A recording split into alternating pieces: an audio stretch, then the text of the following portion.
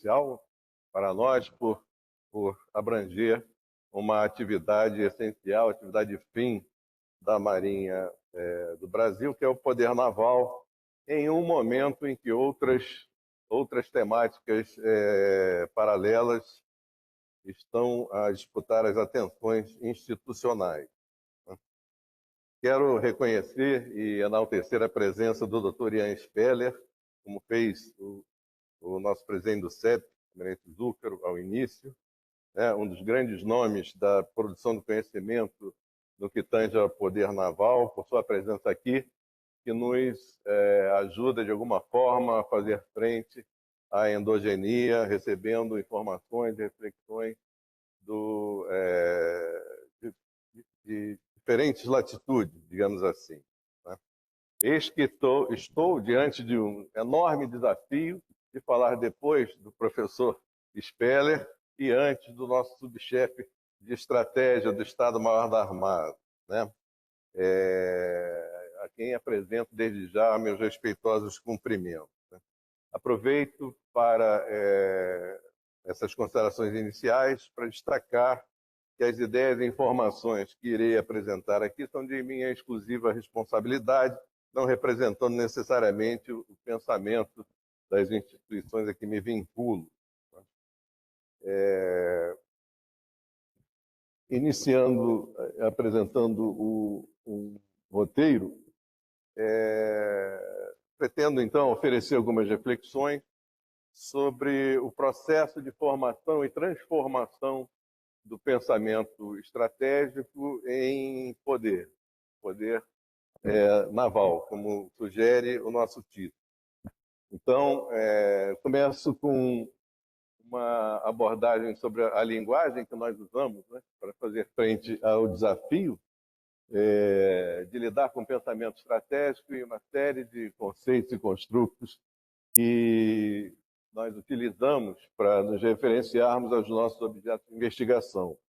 Depois eu vou também tratar da transformação, como é o processo de transformação, ressaltando que eu não pretendo aqui descer as sistemáticas de planejamento que são adotadas aí pelos países de diferentes formas, em diferentes formas, mas manter a análise no plano conceitual que antecede as sistematizações processuais e as particularizações metodológicas que usamos, sem deixar naturalmente de reconhecer a imensa importância que tem. Depois vou mencionar algumas questões relativas aos desafios e umas considerações finais.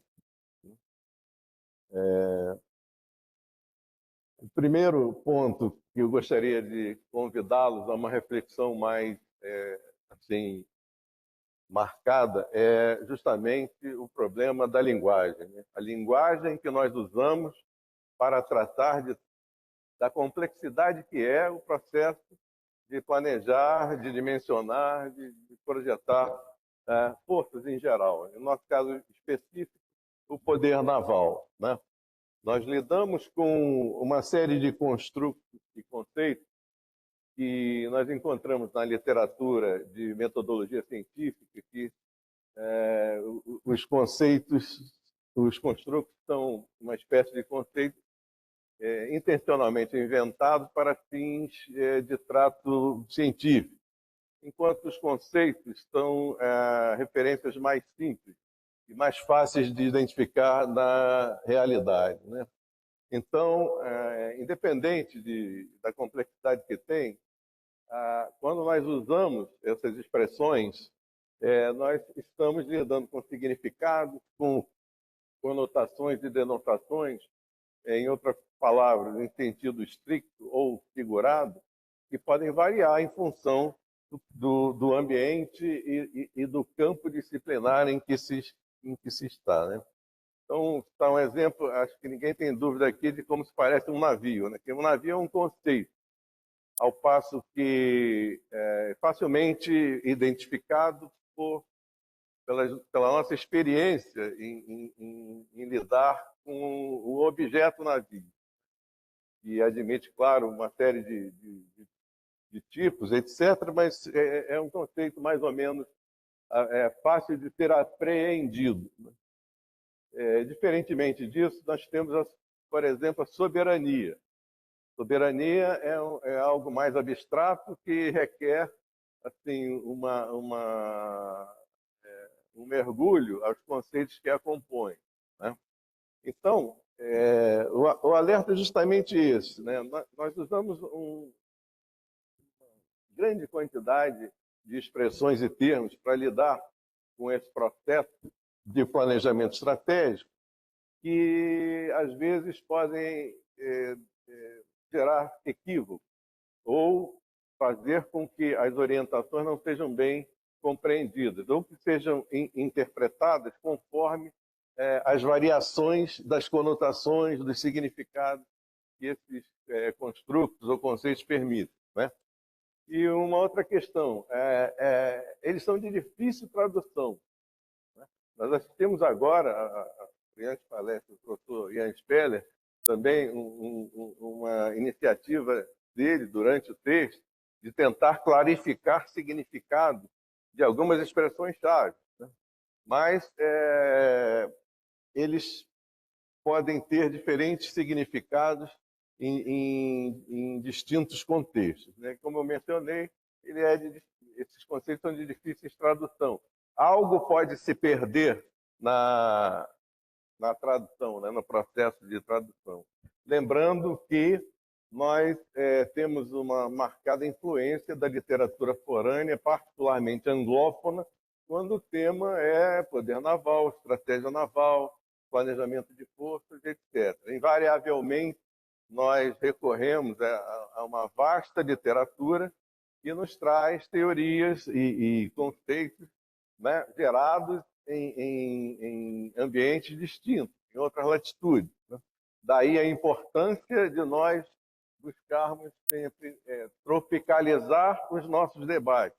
Em outras palavras, trazer para a nossa realidade contextual a essência do que se está tentando definir e objetivar, tá?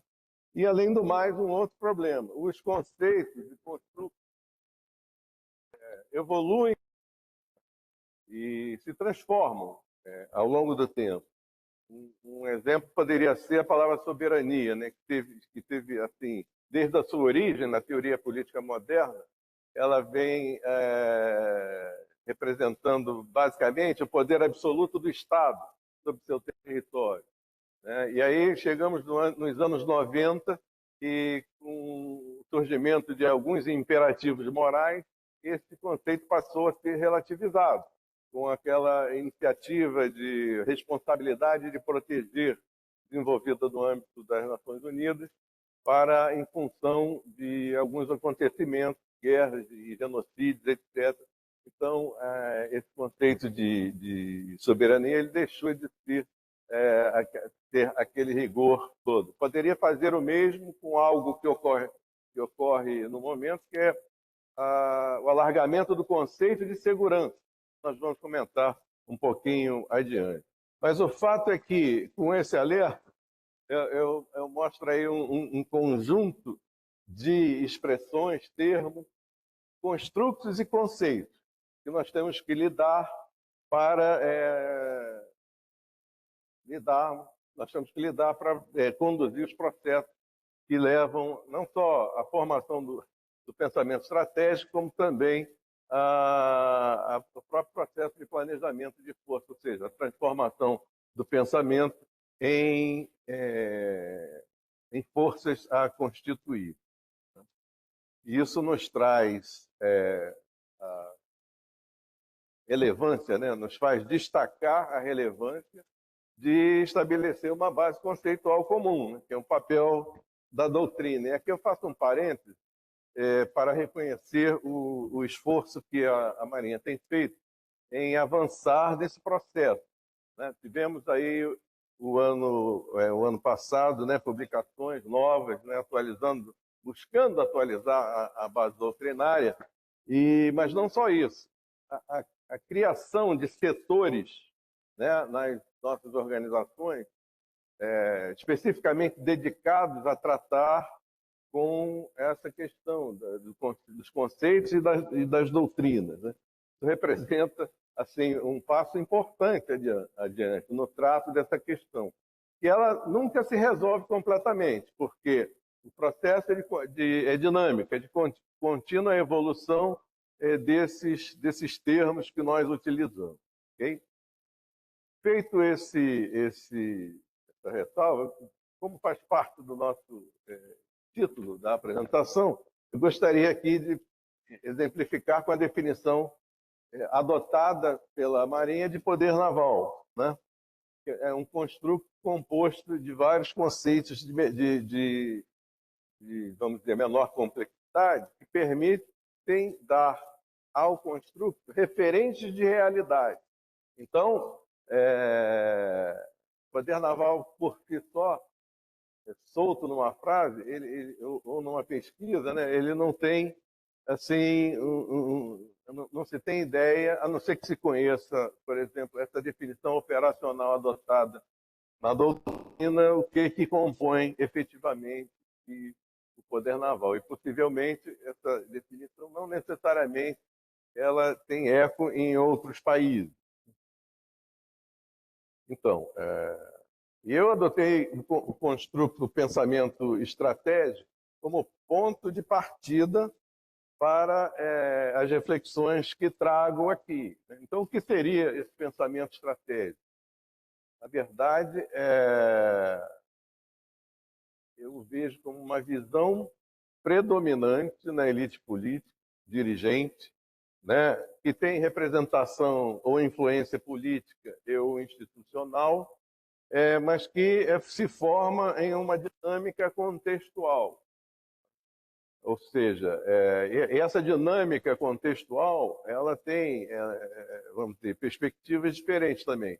A política, a geopolítica, socioeconômica, cultural, enfim, uma série de perspectivas que estão presentes nas análises e considerações que levam à formação dessa visão predominante, que é a que vai orientar os esforços de planejamento nos setores diversos do país, mas, em particular, que nós estamos falando aqui, no setor de defesa. Né?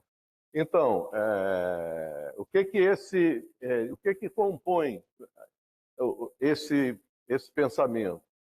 Então, é justamente uma demanda para os mais elevados níveis políticos da condução do Estado, né?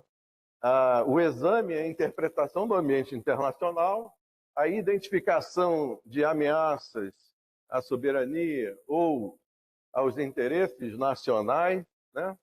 Também pensar sobre a qualidade da inserção pretendida pelo país no ambiente internacional, né? Ou um país pode pretender ser um ator global, um global player, né?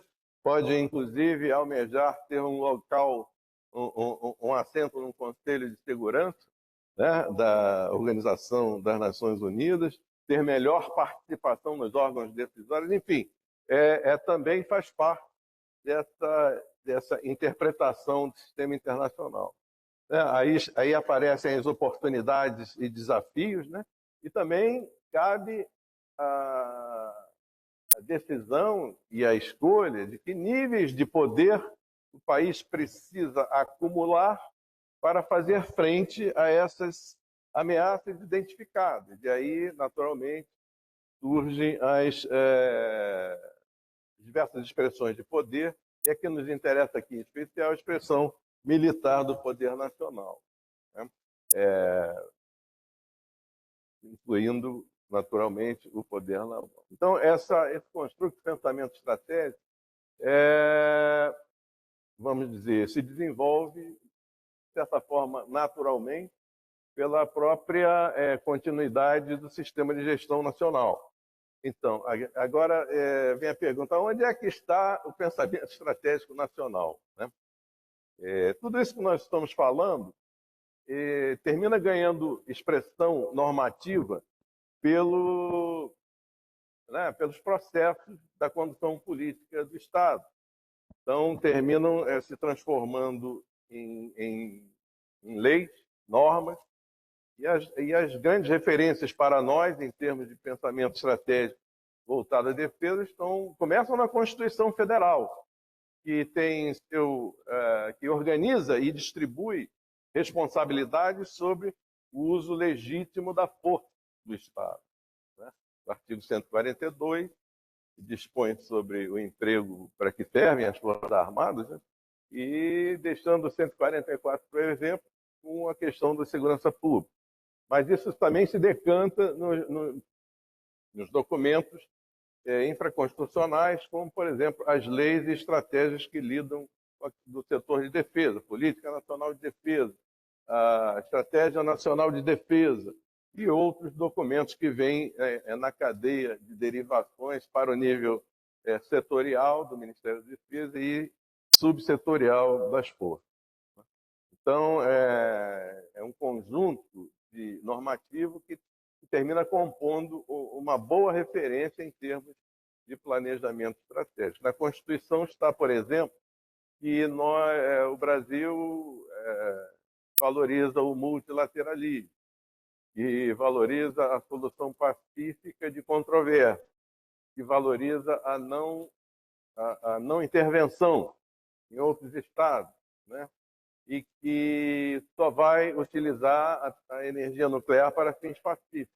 Uma série de elementos que ajudam a compor uma visão geral do que possa ser um pensamento estratégico. Okay? Bom, e aí, isto posto, gostaria de passar então agora a abordar conceitualmente como é o processo de transformação desse pensamento em algo objetivo em termos de força, né? Lembrando que aqui não há pretensão de descer aos mecanismos, processos sistemáticos e metodologias de transformação, mas apenas abordar um modelo hipotético, conceitual de como isso se processa. Antes, vale a pena aqui fazer uma digressão.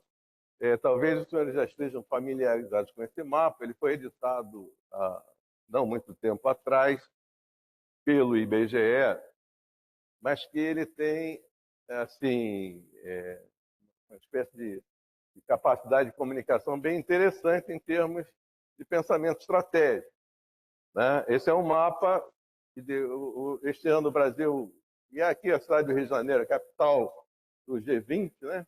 Estamos aí preparar um importante evento internacional reunindo chefes de Estado e de governo, né, em novembro, e esse mapa ressalta os países que são membros do G20 e destaca o que está na presidência numa posição muito central, né?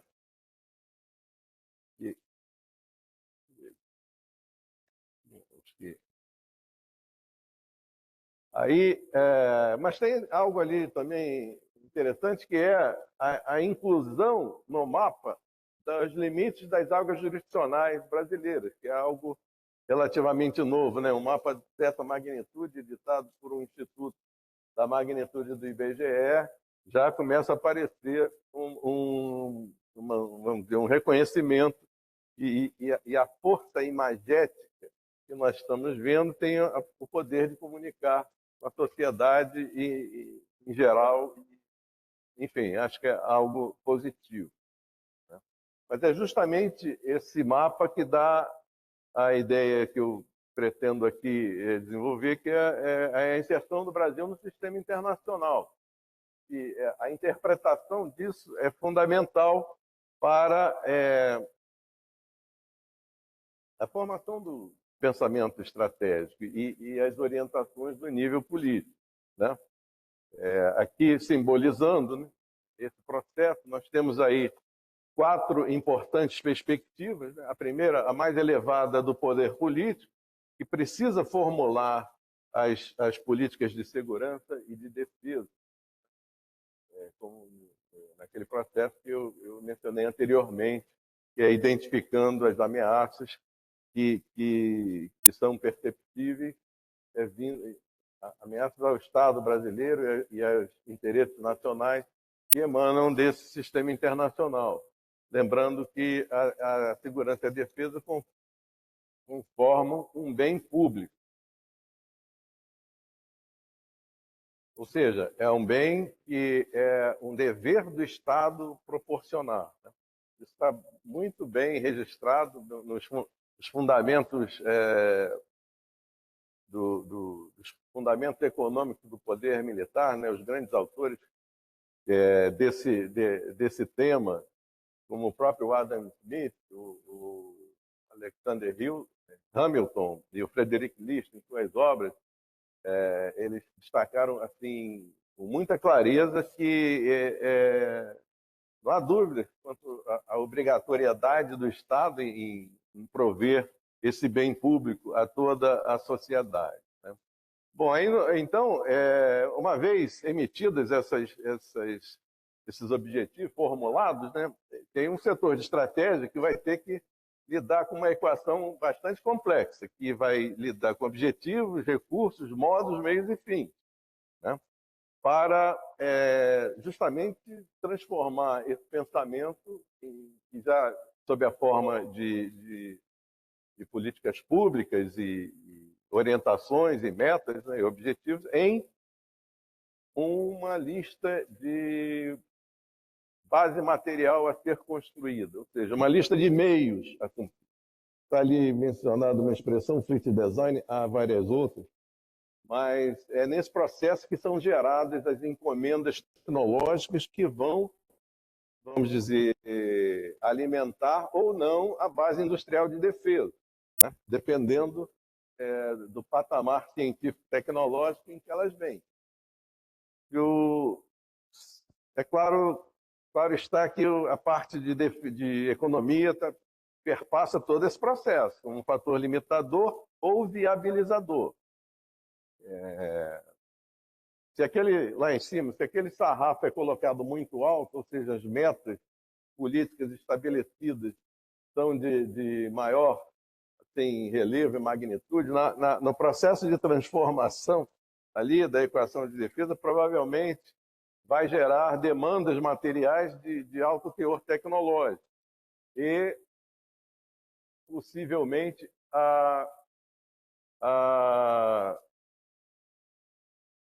base industrial de defesa não possa atender. Né? Então, ao invés de gerar fomento, usar o poder de compra do Estado para induzir a política, a base industrial de defesa, talvez nós estejamos gerando a obrigatoriedade de recorrer ao mercado internacional e, com isso, gerar mais dependência tecnológica externa. Né? Então, aqui, essas linhas apenas ressaltam as relações entre eles.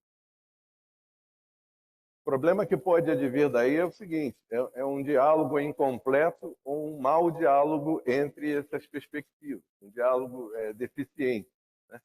Que não encontra soluções, vamos dizer, sinérgicas e consensuadas, porque nem sempre os atores que compõem essas perspectivas operam na mesma frequência, ou com a mesma perspectiva, ou na mesma direção. Evidente que é um processo político que precisa ser conduzido. Né? Vendo de outra forma, né, nós começamos aqui no pensamento estratégico, que é aquela interpretação que o mais elevado nível político faz do ambiente internacional. Nós vamos para um planejamento de forças aí sob alguma metodologia, né? E terminamos gerando aqui uma lista de materiais, né, a comprar, simbolizadas ali por aquelas imagens. Né? Cabe lembrar, contudo, que a distância entre aquela lista de materiais e os itens fotografáveis, ou seja, o mundo real, é enorme. Né? É necessário haver um sistema que transforme essa lista de materiais em produtos reais. Isso leva tempo, consome recursos. E, se não for assim adequadamente conduzido, ela pode, como eu mencionei, ao invés de recorrer à base industrial nativa, ela gerar a necessidade de se recorrer ao mercado internacional, em função dos desafios tecnológicos que estão associados. Tudo isso se protege em um marco constitucional, normativo, legal e também sob as possibilidades e limitações do orçamento. Lembrando que os projetos de estratégia, principalmente em países emergentes, é de longo ou muito longo prazo, né? E aqui eu faço uma ressalva para os estrategistas que formulam esses planos, né, os planos de obtenção, e o trabalho não termina na entrega da lista de material. Pelo contrário, ele está apenas começando. Então, convém pensar desde o início na viabilidade, não só sociopolítica, mas tecnológica, dos itens que compõem essa lista. Há itens ali naquela imagem gráfica que podem durar 20 anos ou 30 anos para se tornarem fotografáveis, ou até mais, em países emergentes. Daí é a questão que eu coloco, né? Às vezes, podemos pensar que elaborar um plano estratégico e formular um plano de aquisições é o início, o término de um determinado trabalho, mas não é só o início. Okay? Isso já seria complexo por si só se tudo se mantivesse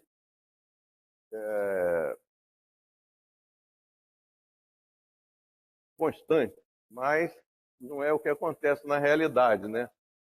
Essa imagem sugere justamente uma série de perspectivas em que podem gerar conflitos e crise, né? A questão, até um tempo atrás, eu não colocava ali saúde global, mas depois da pandemia, a gente teve que inserir, né? Por quê? Porque os nossos cenários, né, de longo prazo, médio e longo prazo, né, podem tomar direções distintas em função de crise, que nós não sabemos em que ano ocorrerá, né? Muitas vêm de supetão. Então, nós precisamos ser capazes de manter as forças presentes, né? E gerar encomendas com planos de equipamento para o amanhã, mas também pensar nas tecnologias que estarão no futuro. E não isso dá a magnitude do desafio que é essa questão da construção do poder, a construção e da manutenção de um poder naval, a partir da origem de um pensamento estratégico predominante. E um último detalhe aí, alguns produtos estratégicos desses são de longo prazo, intensivo em tecnologia, podem levar 1, 2 ou 3 décadas para serem desenvolvidos, estão sujeitos a inovações de ruptura em função da velocidade de avanço da ciência e de suas aplicações tecnológicas no momento, né? Então, se tornar obsoleto ainda em desenvolvimento. Então, outro fator importante de ter pensado é o tempo de duração de um projeto desses, porque eles estarão sujeitos à obsolescência prematura, né? Mais um desafio para países emergentes. Bom, fazendo essa reflexão sobre os processos, né, de transformação, eu mencionaria agora, antes de concluir, alguns aspectos interessantes que convém nós pensarmos, né? O nosso boletim geocorrente, um produto aqui desta Escola de Guerra Naval, tem periodicamente emitido esse um mapa de alertas, né, em situações conflituosas no mundo, né? Então, o professor Jan Speller mencionou assim, muito bem vários dos principais pontos de conflito que estão ocorrendo e vários deles com alcance no domínio marítimo. Então, nós precisamos acompanhar isso.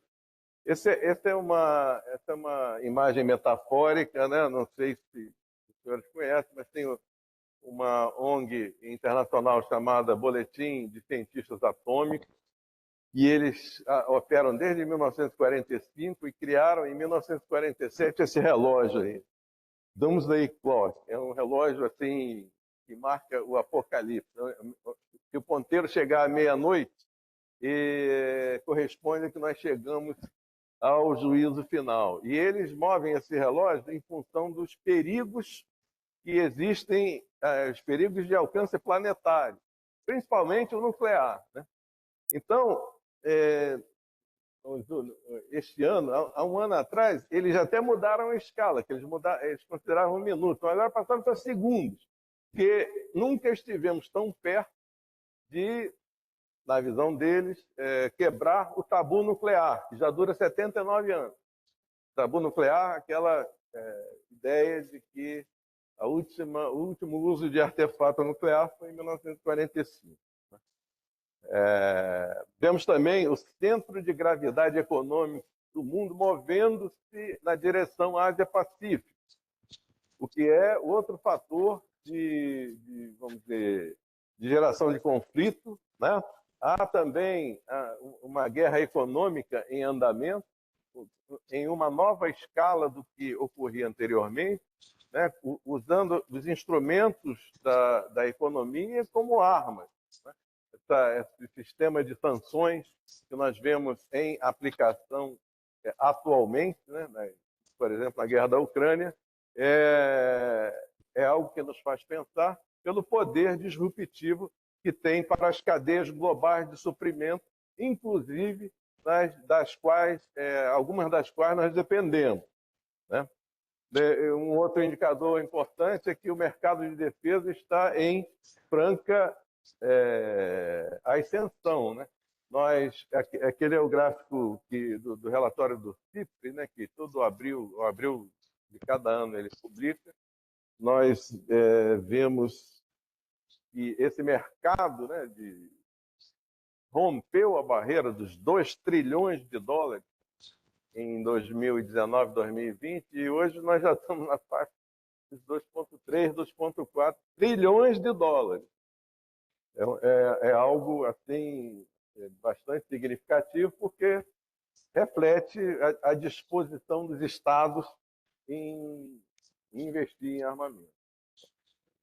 Observem que naquele gráfico tem um período ali nos anos 90 que corresponderam ao pacifismo ilusório, e há uma contração brutal do mercado internacional de defesa, né? Obrigando as empresas, o mercado de defesa todo a se reinventar através de mergers, de mudanças de áreas, etc, etc. Mas não é o caso agora. Nós estamos no momento ascendente, né? Bom, infelizmente nós tivemos aqui no país, nessa imagem do que ocorreu lá no Rio Grande do Sul, essas crises climáticas com fenômenos extremos, que estão a nos alertar e criar uma série de demandas de natureza climática, ambiental, que faz evoluir o conceito de segurança.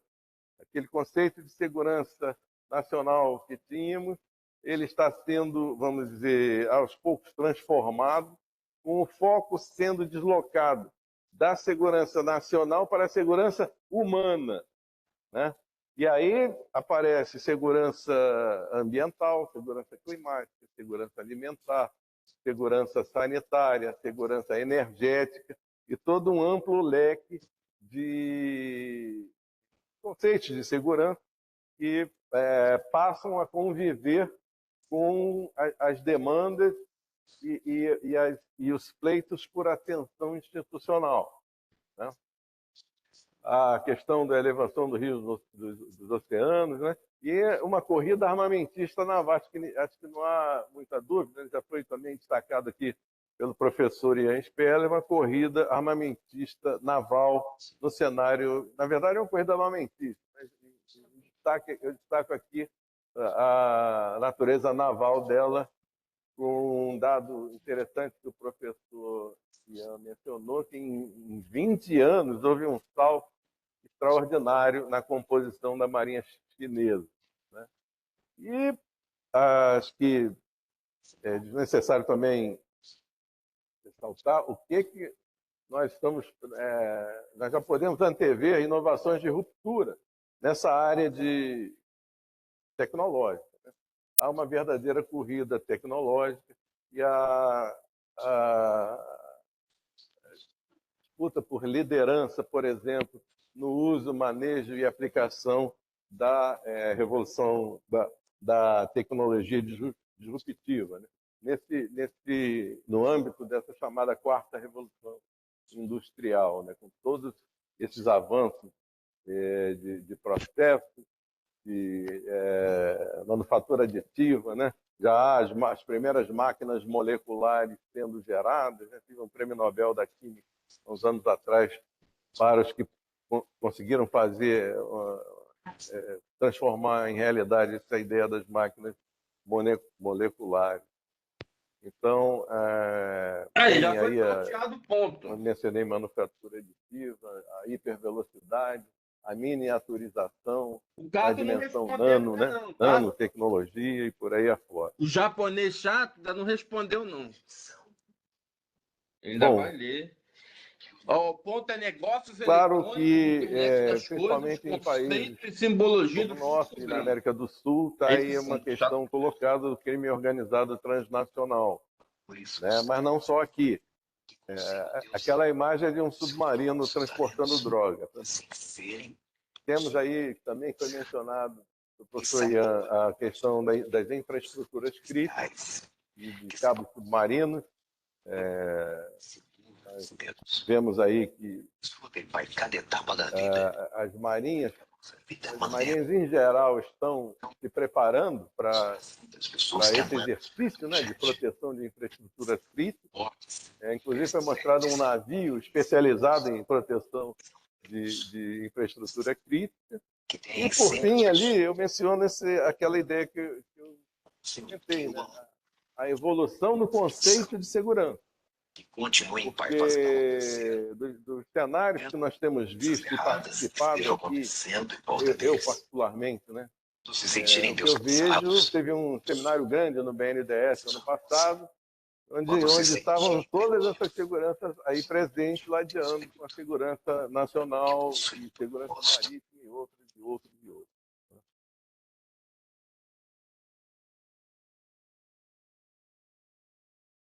Bom, umas considerações finais. Eu gostaria de mencionar como já dito, né, destacar essa questão do conceito de segurança, que isso vai ter implicações para nós, tem implicações para o processo de planejamento de força, né? Se o aumento das operações de assistência humanitária e aquelas HDR, né, assistência humanitária e alívio de desastres, né, for uma constante, ganhar força do jeito que a questão climática está sugerindo, talvez vale a pena pensar em meios ou componentes ou partes mais especializadas nessa área. Também não há dúvida que a ciência e tecnologia peguem como arena de disputa de poder, pelo que representa em termos de potencial, né? Eu também mencionaria aqui os esforços das políticas públicas atuais de dar algum tipo de resposta a isso, né? Nós tivemos agora a edição da nova política industrial brasileira, que se chama Nova Indústria Brasil, e que se associou e alinhou com o novo PAC lançado no ano passado, e que também com os financiamentos e as políticas de financiamento da FINEP, e abrindo uma série de oportunidades para investimentos em tecnologias críticas que aumentem a autonomia tecnológica, que é uma das metas dessas políticas. Por fim, eu destacaria a importância das inovações conceituais e doutrinárias, né? Porque, às vezes, a solução pode vir de um melhor trato conceitual, né? Para problemas complexos, nós precisamos de bons conceitos. E inovações nessa área são certamente bem-vindas, né? Ou seja, no sentido de simplificação, no sentido da agregação de conceitos correlatos, enfim. Essa é uma área em que nós estaremos, vamos dizer, tendo que investir obrigatoriamente, né? Eu deixaria aqui algumas questões, né? Ao invés de dar soluções aqui, eu estou apresentando algumas questões para principalmente para os nossos corpos discentes, dos nossos cursos. E essas são questões colocadas. Quem trabalha com planejamento estratégico, quem quer construir um poder naval consistente e viável, né? Há que se ter um olhar de longo prazo. Então, será que o porta-aviões vai ser uma arma relevante daqui? Eu coloquei ali 25 anos. 20 anos, aliás. Em 20 anos, com o desenvolvimento das tecnologias de detecção, de acompanhamento, a 2AD, como foi mencionado aqui, né? Será que, de qualquer forma, isso é um debate que está na literatura internacional, mas que o que a gente vê é que ninguém para de fazer porta-aviões, né, dos países. A questão da militarização da inteligência artificial com o LOL, né, aqueles sistemas letais autônomos, vai reduzir a centralidade da presença. Os dois exemplos finais que o professor Ian mencionou, né, estão batendo aí nessa questão, porque com drones simples e baratos foi possível fazer ataques a uma força naval atracada, né? Aí a questão da transposição dos conceitos, daquela pergunta. Faz sentido falar em A2AD no Atlântico Sul, ocidental? Né? Será que, às vezes, esses conceitos nascem em realidades contextuais muito distintas? E a assimilação, o pior que pode ocorrer é a assimilação acrítica de conceitos como esse. É igual perguntar se pode haver corrida armamentista na América do Sul. É um conceito que não faz simplesmente sentido aqui, porque ele nasce em outro contexto, que tem elementos que não estão presentes aqui. E, às vezes, a gente ouve em matérias de mídia e jornalistas perguntando essas coisas. Os atores não estatais com acesso a tecnologias baratas seguirão comprometendo o tráfego marítimo em passagem estratégica, né? Essas são, então, perguntas com as quais eu concluo essa apresentação. Eu não tinha combinado com o professor Ian, mas vou ter também uma imagem final aí no sentido de que algumas boias salva-vidas elas vêm justamente do trato dessas questões que são complexas e difíceis soluções, da evolução e do desenvolvimento doutrinário. E, enfim, acho que só me resta aqui agradecer a atenção dos senhores e me